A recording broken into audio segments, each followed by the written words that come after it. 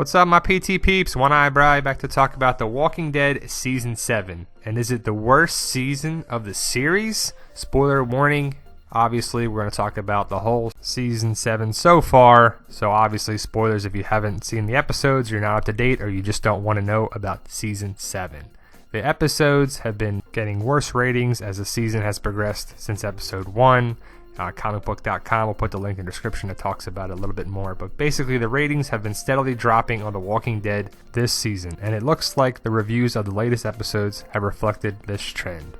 The last couple of episodes have garnered very negative reviews from critics, many claiming that the pacing and writing of the series has taken a major downhill turn. While critics only make up a small portion of the audience, it seems as though many fans feel the same way. And that's what I've noticed from people we've talked about, the discussion groups, the boards, the spoiler groups, the fans of the show, and really my patients that I talked to the show about. And it started last season in the Season 6 finale. I love Season 6 all the way up to the last episode of the season. Negan, the Saviors, the lineup.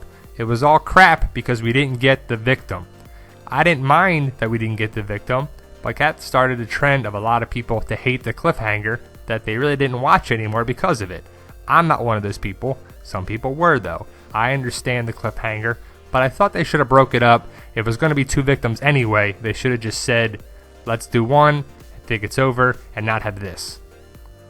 We didn't know. We had to wait all freaking summer to find out that it was going to be Abe and Glenn, which totally sucked. The most recent episode, Swear, debuted on Sunday night and focused on Tara's interaction with the new community. The entire hour of television didn't feature Rick, Negan, Carol, Michonne, or any other character fans have been asking for. Instead, the show introduced another new colony, Oceanside, and continued with the trend of mass world building. It's clear that the fans aren't happy with the show's direction, and the reviews reflect that as well. So, Negan is not good for the show because he's kicking everyone's ass, and people don't want to see that, even though Negan is a big part of the world, and I don't mind Negan, and he's essential for the storyline going forward, but I'm not your average fan. The average person doesn't like it. They didn't like this, they didn't like that, they're not going to like Glenn and Abe both getting killed. You know, it would have been nice if one of them survived for various reasons, but you can't go back in the past. But the average fan, a person who loved Abraham or loved Glenn, probably isn't going to get over it. They're like, I'm never going to watch the show again. And they should give it a chance, and they should watch the show. But it's tough to watch Abe going out. Thank you guys. You guys were awesome. Abe and Glenn are definitely missed. They will always be missed. They will be missed the entire series. Even if it goes 20 seasons, they're going to be missed. The undertone of Negan just changed the whole dynamic of the show. Season 6 was all high in this and that, and they were doing great things, and he just put a damper on everything. And that's why people aren't really liking it, which I can understand. Everyone's down in the dumps. Everyone's beaten down. Everyone's broken down. Everyone's just kicked around, and they got no power. They got none of this. The world's upside down. And until they get that back, people are going to be very unhappy.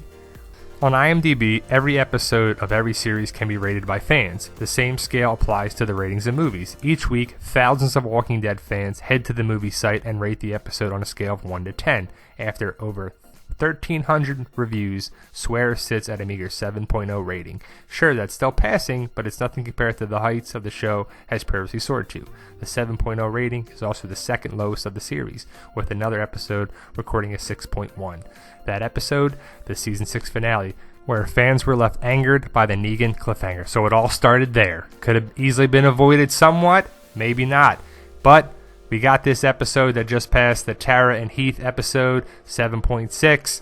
Basically, it was the Tara episode, who met these people, Oceanside, which is good. People are probably tired of it. They're like, enough with the world, enough with these people. We know this. We know the saviors suck. We know this. We know that. Stop showing us new people. Let's resolve some of the conflict we currently have. Stop giving us more shit that we got to deal with. PPP, what the hell does that stand for? Who's Oceanside? Who's this? We know.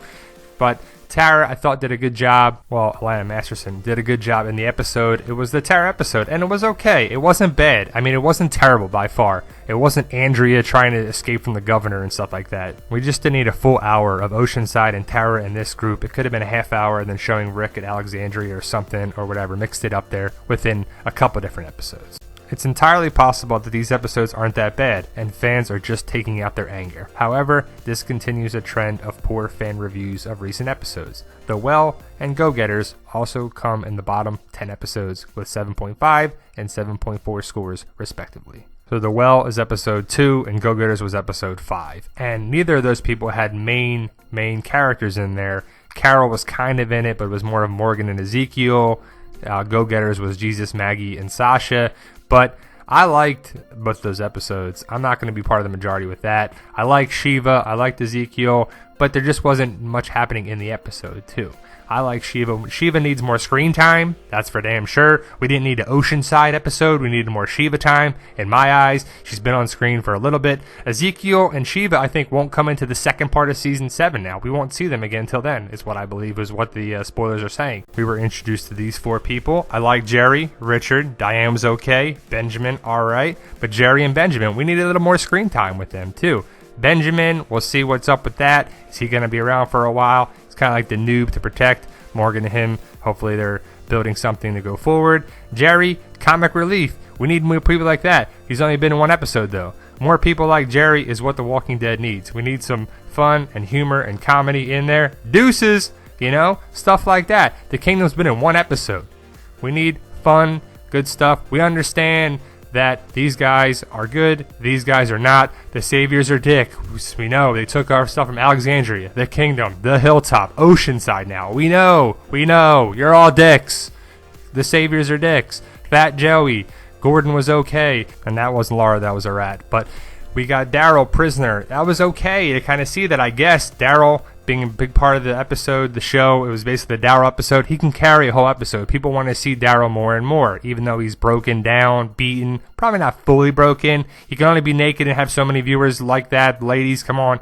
But ultimately, Daryl being broken down is not what you want to see. You don't want to see Daryl like this. Come on, who wants to see him broken down like that too, or crying? Negan, Dwight, okay, they're building the storyline up. We got it. But Negan's not going to be able to carry a lot of episodes. Straight out Easy Street, okay, that was kind of fun. But then you get them going to Alexandria. Negan's taking over your shit and everything there too. That was probably a better episode. I liked it. Some people didn't, though. They didn't like Negan being all up in Rick's face, Rick being powerless. I didn't like too much of what the Saviors did, overstep their boundaries too much on there, too. He was going to kill Olivia for the freaking guns that Spencer did, even though we hate Spencer to begin with. The whole Daryl and Rick Morse code thing, that was a nice little theory. Overall, the episode was pretty good. I'd say that was one of the best episodes so far. This guy, Davey, the freaking asshole. And more stuff that we get it. The Saviors, your dicks, your assholes. You come to take your shit. We want half of your shit. We're going to take all your shit. We lied to you. We want this. The whole Enid stuff, that just pissed me off with this guy, too. This guy needs to go quick. It just seems to be that they're doing unnecessary stuff, like burning the beds. They really have to do that? Did the writers have to write that in there? Come on, that's just crap. We need the Atlanta 4 now. Rest in peace, Glenn. Atlanta 5 originally. Atlanta 4. We need them back together. Daryl's a prisoner. Carol's in the Kingdom. Rick and Carl are at ends because Rick's doing one thing. Carl needs to fight. Rick's at ends because he wants to keep everyone alive. Then we get episode 5. Jesus and Sasha, Maggie, Gregory, the Saviors. I got it. I liked it. I like Jesus. He's one of my favorite characters. I like it. Most people don't really like Jesus that much. I personally do. I can't wait for him to be a bigger part of the show. Bigger badass. Maggie Rhee stepping it up. I like the line there too. But some people didn't like it too much, evidently, because it got a low rating. Carnid, Carl, Enid together. That's cute. About time, right? Then it ended in a good note. Carl, Jesus, comic book fans are excited to see that storyline coming. Good stuff. Atlanta 5, Atlanta 4, include Morgan in that. We need these guys together. We don't like it when they're all separated. We like it when they're together and they're kicking ass. We need the group together to fight the Saviors, and that'll eventually come. I understand that. I know that. But the average person doesn't. They're just taking for what it is. We need Rick and Daryl, badasses together, taking out the Saviors and this. It's going to take time. We're getting there. Season 7, Episode 7, and Episode 8 are going to be good, but then it's going to be on break. Episode 8 is the midway point, then it goes for the mid-season break until February. So there you go, guys. That's my take on why the Season 7 episodes are struggling and why the Season 7 is struggling as a whole. I like the season. I don't think it's the worst. I think Season 2 is probably the worst in my books, but I like Season 7. So let us know what you think, guys, and thank you for watching.